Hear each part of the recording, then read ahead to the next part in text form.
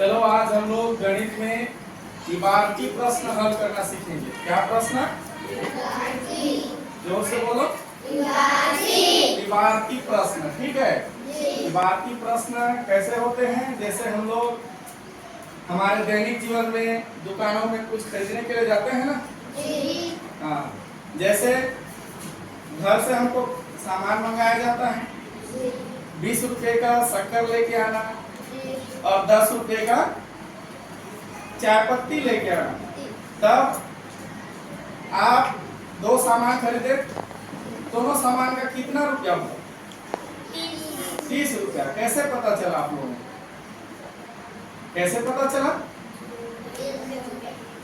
हम लोग मन में क्या सोचे? जोड़ने के लिए सोचे। क्या सोचे? हमारा मन तुरंत उसको क्या कर लिया? जोड़ लिया। अब पता चल गया कि हम लोगों ने 20 रुपए का शक्कर और 10 रुपए का चाय पत्ती खरीदा, तो टोटल कितना हो गया? 30 रुपया हो गया। उसी तरह से हम लोग 50 रुपया लेके गए हैं। कितना रुपया लेके गए हैं? 50। और 20 रुपए का शक्कर खरीदे और 10 रुपए का चाय पत्ती, तो हम 50 रुपया दुकानदार को दिए। कितना रुपया दिए? दुकानदार हमको कितना रुपया वापस करेगा? 20। कैसे पता चला? कैसे पता चला? हम लोग ऐसी दैनिक जीवन में हम खरीदारी करके जोड़ने घटाने जान जाते हैं, पर पुस्तकीय ज्ञान के तहत हम लोग जोड़ना घटाना नहीं जान पाते हैं। और जब हम दैनिक जीवन से जुड़े हुए उदाहरणों से जो लेन देन करते हैं दुकानों में, उसको सोचते हुए गणित को बनाएं तो हमारा गणित बहुत जल्दी बनता है। ठीक है। चलो, एक प्रश्न दिया हुआ है। इस प्रश्न को हम लोग जब भी हमको इबारती प्रश्न मिले कम से कम 2 बार पढ़ना चाहिए। कितने बार? 2 बार पढ़ने के बाद हम लोग जो खरीदारी करते हैं, दैनिक जीवन में कुछ लेन देन करते हैं, उससे हमारे दैनिक जीवन से जोड़ने से हमको छोटी छोटी संख्याओं से जोड़ेंगे तो ये गणित इबारती प्रश्न के जो गणित है उसको हल करने में बहुत सरल होगा। चलो, हम लोग अब इस प्रश्न को सभी लोग एक साथ दोहरा के पढ़ते हैं। चलो। एक व्यापारी ने अपने बैंक खाते में पहले वर्ष कुल 13,79,802 रुपए और दूसरे वर्ष 12,18,625 रुपए जमा किए। क्या किए? जमा किए। बताओ इसने इन 2 वर्षों में कितने रुपए जमा किए?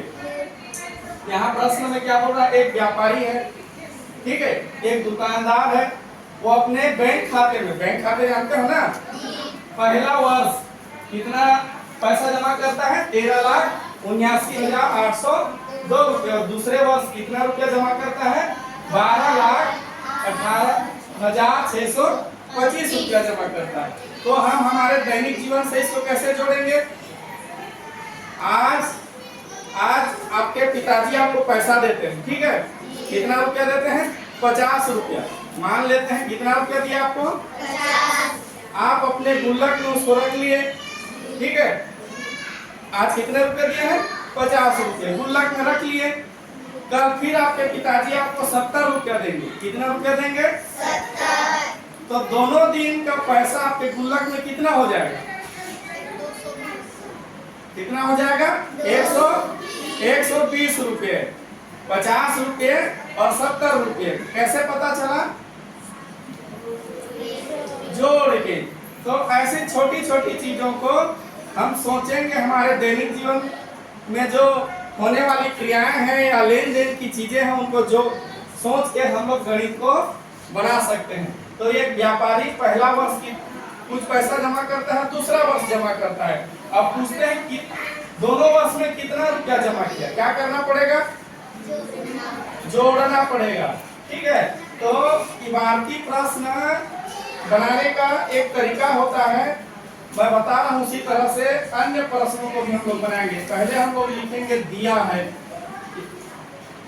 दिया है, प्रश्न में जो बताया रहता है उसको हम क्या लिखेंगे, दिया है। क्या बताया गया है, एक व्यापारी पहला वर्ष इतना रुपया जमा किया, दूसरा वर्ष इतना रुपया जमा किया, और इसमें कोई आंकड़ा बताया रहता है, संख्या, पैसा, रुपया, वजन, लीटर, यही सब जो चीजें बताया रहती है उन्हीं को जोड़ना, घटाना, या कोई वस्तु दिया रहता है उसको गुना भाग करना पड़ता है बात की प्रश्नों में। ठीक है, यहाँ रुपया है, हमको रुपया को क्या करना है, जोड़ना है। दिया है एक व्यापारी ने, जो दिया है उसको हम यहाँ लिखते जाएंगे। एक व्यापारी ने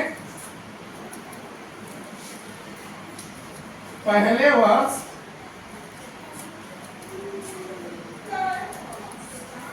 जमा किए रुपये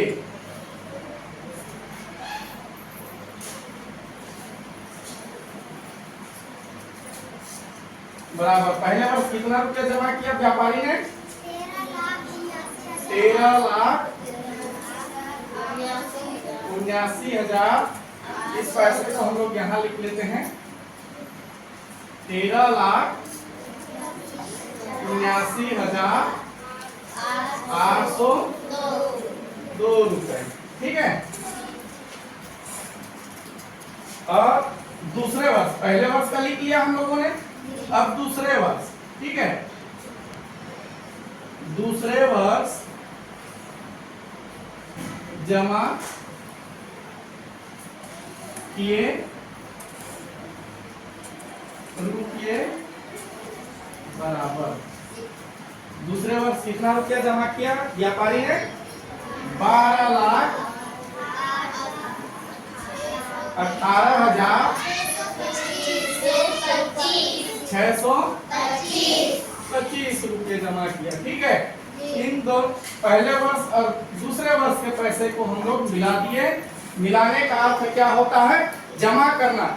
मिलाना, जमा करना, इकट्ठा करने का अर्थ क्या होता है, जोड़ना होता है। ठीक है, तो इस दोनों को, दोनों वर्ष के पैसे को हम यहाँ जोड़ देंगे। कैसे जोड़ेंगे, इकाई से इकाई को, दहाई को दहाई से, सैकड़ा को सैकड़ा से, हजार को हजार से, क्रम से या इसी तरह से आगे जोड़ते जाएंगे। इकाई में ऊपर में जो संख्या दिया है कितना रुपया है, 2 रुपया, और नीचे 5 रुपया। 5 रुपया 2 रुपया कितना हो जाएगा, 7 रुपया हो जाएगा। दहाई में आते हैं 0 रुपया और 2 रुपया, कितना हो जाएगा, 2 रुपया हो जाएगा। ऊपर में 8 रुपया है और 6 रुपया, 8 रुपया और 6 रुपया कितना हो जाएगा, 14 रुपया। 14 रुपया का हम क्या लिख करेंगे, इकाई का 4 लिख लेंगे और 1 आगे की ओर हासिल दे देंगे। ठीक है, 9 रुपया और 8 रुपया कितना होगा, ये देखो, ये 1 रुपया को हम इसमें मिला देंगे 8 रुपया में, तो ये 9 रुपया हो जाएगा। ये 9 रुपया और ये 9 रुपया कितना हो गए, 9 9 18 रुपया हो गए। 18 का 8 लिख लेंगे हम लोग, 1 फिर से हासिल आगे दे देंगे, बोलते जाना है। ठीक है, अब देखो 7 रुपया, 8 रुपया और 1 रुपया 9 रुपया हो गए। ठीक है, और आगे बढ़ते हैं, 3 और 2 कितना हो जाएगा, 5 हो जाएगा। 1 और 1 2 हो गया। ठीक है, अब इसको इकाई दहाई में हम लोग गिनते हैं, इकाई, दहाई, सैकड़ा, हजार, 10,000, लाख, 10 लाख, 25,98,427 रुपया कितना जमा कर लिया व्यापारी ने 2 वर्ष में। अब उत्तर लिखेंगे हम लोग, यहाँ पे क्या लिखेंगे, उत्तर। अतः व्यापारी ने दोनों वर्षों में 2 वर्षों में